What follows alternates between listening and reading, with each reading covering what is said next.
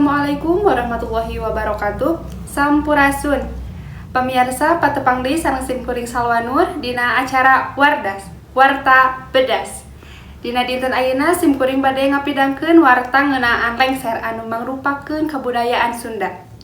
Upacara adat lengser mangrupa tradisi anu dihirupkeun ku laku lampah tokoh Sunda anu ngaranna Aki Lengser. Salah sahiji acara anu dimeriahkeun ku upacara adat lengser nyaeta resepsi panganten dina acara kawinan. Upacara adat lengser pinuh ku atraksi budaya. Salah sahijina nyaeta tari jaipong atawa tarian sejena. Salian ti eta, panonton bisa ningali rupa-rupa kesenian khas Sunda saperti karawitan, bodoran, komedi jeung sajabana.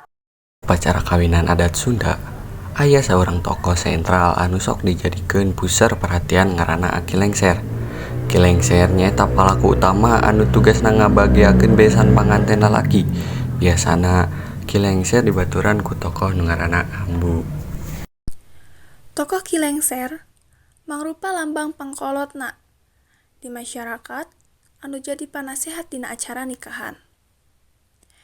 Ciri khas tina sosok Ki Lengser nyaeta papakeana anu diwangun ku baju kampret, calana pangsi lengkep jeung sarung anu ditalikeun kana cangkengna, jeung iket sirah.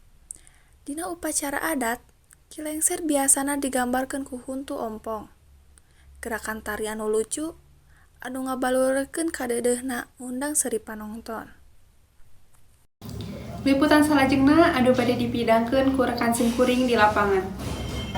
Sampurasun pamirsa, di dieu simkuring sareng Bapak Heri Irawan salaku narasumber anu ahli dina widang kasenian Sunda. Hapunten Bapak, di dieu simkuring aya sababaraha pertarosan ngeunaan lengser. Langsung wae ka pertarosan anu kahiji. Nuhunkeun Bapak kumaha sajarah ayana lengser.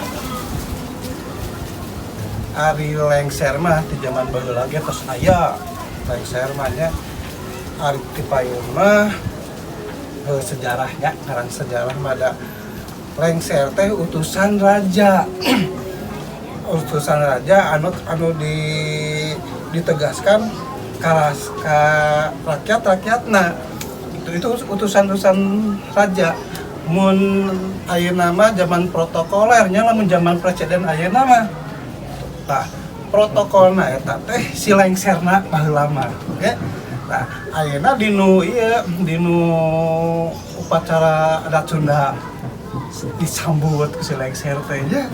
Nah sami zaman ayeuna oge Jokowi misalkan kan aya lengserna kayak protokolorna kolor sanes kolornya protokol.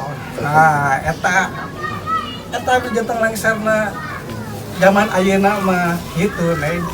Naon deui neng? Da aya neng naon atuh? Mung sakitu patarosana, tur nuhun atas nyempetkeun waktosna. Di zaman kiwari, lengser masih dipigandrung ku masyarakat kulantaran midangkeun bodor anu dilakonan ku Ki Lengser jeung si Ambu.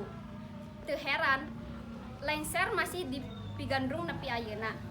Rifa Aulia Rahmawati, Bedas TV ngalaporkeun. Pamirsa mung sakitu nu kapihatur, hapunten bobosa panon carang sapakan dina samudaya kalepatan, wilujeng patepang deui dina acara warda salajengna simkuring Salwanur amit undur diri. Wassalamualaikum warahmatullahi wabarakatuh.